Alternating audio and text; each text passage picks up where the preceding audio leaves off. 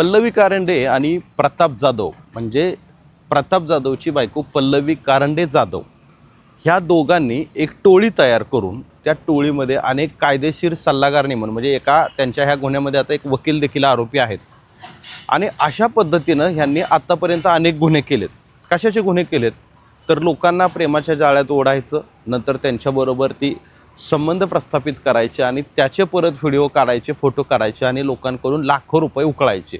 अशा अनेक घटना घडत असताना त्यांनी त्यांच्या जवळच्या मित्रमैत्रिणींना देखील सोडलेलं नाही. त्याच्यातून आता भारतीय विद्यापीठ पोलीस ठाण्यात गुन्हा दाखल झाला आहे. मात्र याच्यामध्ये सगळ्यात महत्त्वाची गोष्ट अशी आहे की जी नव्यानं आणि पहिल्यांदाच आपल्यासमोर येते आहे की अशा टोळीमध्ये काम करणाऱ्या महिला किंवा त्यांचे सहकारी कशा पद्धतीने उद्योजक असतील, अधिकारी असतील यांना अडकवण्यासाठी त्यांचं प्लॅनिंग असतं, त्या कायद्याचा कसा गैरवापर करतात. एवढंच नाही तर कायद्याचं कुठल्या लेवलचं नॉलेज त्यांच्याकडं आहे.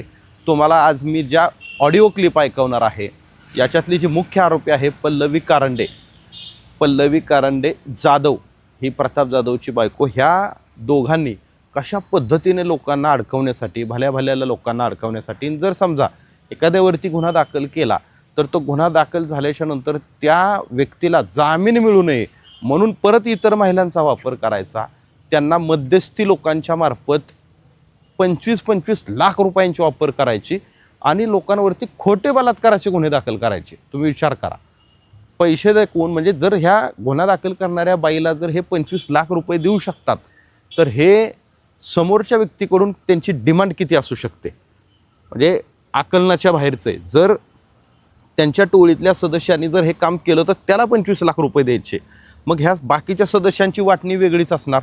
मग हे त्या व्यक्तीची डिमांड, त्या व्यक्तीला किती पैसे मागत असावेत, अगदी तुम्हाला सहज सांगायचं म्हणजे कोटीमध्ये हे पैसे मागत होते. आता पुढं आणि मुद्द्यावरती जाऊयात की याच्यामध्ये मध्यस्थी करणारा जो व्यक्ती आहे तो आहे चंद्रशेखर सोनवणे, ज्याच्यामध्ये ह्या ऑडिओ क्लिपमध्ये त्याचं नाव येतं आहे किंवा ती मध्यस्थीच्या मार्फत ज्या FIRमध्ये ती मध्यस्थी त्यानं केलं असं म्हटलेलं आहे. तर हा चंद्रशेखर सोनवणेसुद्धा एक चांगला नामांकित व्यावसायिक होता, मात्र यांच्या नादी लागला आणि मग तो सुद्धा अशा धंद्यामध्ये गुंतला.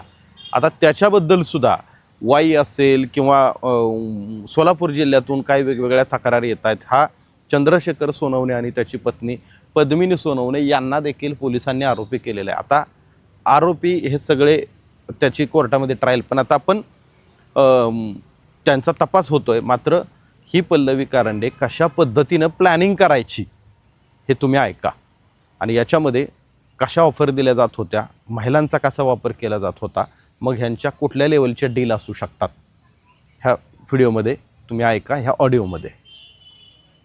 सकाळी FIR करणं गरजेचं आहे. आता कसं पल्लवी पॉसिबल आहे सांग बरं.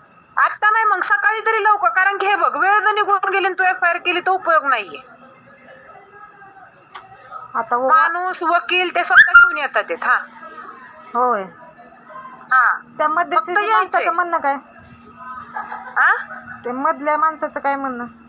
हे तो वैयक्तिक पुढचा माणूस काय म्हणतोय, आमच्या परीने आम्ही त्याच्याकडून तिला 25 म्हणजे 20 ते 25 करून देतो, नाही का, झालं विषय. हा, ही त्यांची जबाबदारी राहिली. तुला काय करायचंय, फक्त दाखल करायचं.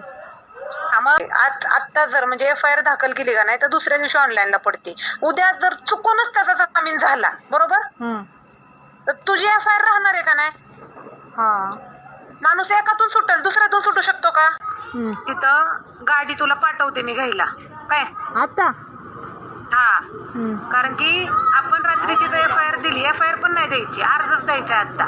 हा, अर्ज जरी दिला आणि पोचपावती जरी आली, पोचपावती तिथून घेऊन यायची, पण 12 पर्यंत जरी तू आली नाही तरी आपण इथं जाऊन तिथं तुझा अर्ज द्यायचा आणि पोचपावती घ्यायची आणि ती माझ्या ह्याला जोडायची, कळलं. मग त्याचा जामीन बी उद्याचा रिजेक्ट होतोय, कळलं का तुला. अच्छा, हा हा हा, ही करायचंय. मग तू आता निघ तिथून, मी तू उद्या त्याचा 6 वाजता जर 6 वाजता व्हायच्या आधी, कारण की आता जर 12 वाजता केलं तर 10 वाजता ते ऑनलाईनला अपलोड होतं, लक्षात ठेव, कळलं तुला. आता केलं तर उद्याही होईल का. आता 12 वाजता जर केलं, पण तिथं तू स्वतः पाहिजे सही करायला, कळते का तुला, पोलीस स्टेशनला. हा, तिथं आपण दोघी स्वतः जायचं, तिथं तू असा असा अर्ज करायचा, असं असं माझं हे तक्रार आहे, तुम्ही ह्या तक्रार नाही घ्यायची, तुम्ही अर्ज माझा घ्या, मला पोचपावती द्या. कळलं? हे 12 वाजता केलं तर उद्या 10 वाजता ही अपलोड होतो ऑनलाईन. आता तुम्ही पाहिलं असेल की कशा पद्धतीनं की त्या महिलेला गाडी पाठवली जाते आणण्यासाठी रात्री 12 वाजता. काही झालं तरी इमर्जन्सी गुन्हा दाखल करायचा आहे, गुन्हा नाही झाला तर किमान अर्ज तरी द्यायचा आहे. तर कशासाठी की एका व्यक्तीवरती ह्यांनी एका नामांकित व्यक्तीवरती गुन्हा दाखल केलेला होता आणि त्या गुन्ह्यामध्ये जामीन अर्ज टाकण्यात आलेला होता. जर कसं असतं तर कोर्टामध्ये एखाद्या व्यक्तीच्या विरोधात जर एकसारखे 2-3 गुन्हे दाखल झाले तर मग कोर्ट त्याला जामीन देताना विचार करतो. ह्याचं नॉलेज ह्या लोकांना होतं की ह्याच्यावरती अजून गुन्हे दाखल करायचे. तू जर आमची डिमांड पूर्ण करत नाही तर तुझ्यावरती अजून महिलांना पुढं करणार आणि अजून महिलांना सांगून तुझ्यावरती खोटे बलात्काराचे गुन्हे दाखल करणार, अशा पद्धतीची मोडस. सगळ्यात महत्त्वाचं की ह्या सगळ्या घटना करत असताना यांना कशाचीही भीती उरलेली नसती. तुम्ही ह्यांचे हे सगळे ऑडिओ व्हिडिओ ह्यांची आईश करण्याची पद्धत किंवा प्रताप जाधवच्या संपत्तीचा म्हणजे तुम्ही विचार करा, 8 4 व्हीलर ह्या माणसाकडे आहेत. हा एकटाच आहे, 8 4 व्हीलर आहेत. मी कालही सांगितलं की 8 4 व्हीलर असणारा हा माणूस सगळ्यात महत्त्वाचं काय तर काही व्यवसाय करत नाही, यांचे काही उद्योगधंदे नाहीत.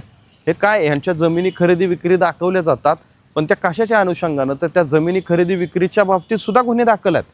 त्याच्यामुळं आता ह्या संपूर्ण टोळीवरती मोका लागणार आहे. याच्यातली एक आरोपी आहे, याच्यामध्ये दुसरी दीपाली गाडेकर म्हणून, येण्यासुद्धा याच्या अगोदर ती काही लोकांवरती गुन्हा दाखल करण्याचा प्रयत्न केला. काही पत्रकारांच्या विरोधात हिनं अर्ज केलेले होते की जाणीवपूर्वक, म्हणजे त्याच्यामागं एक वेगळं प्लॅनिंग होतं.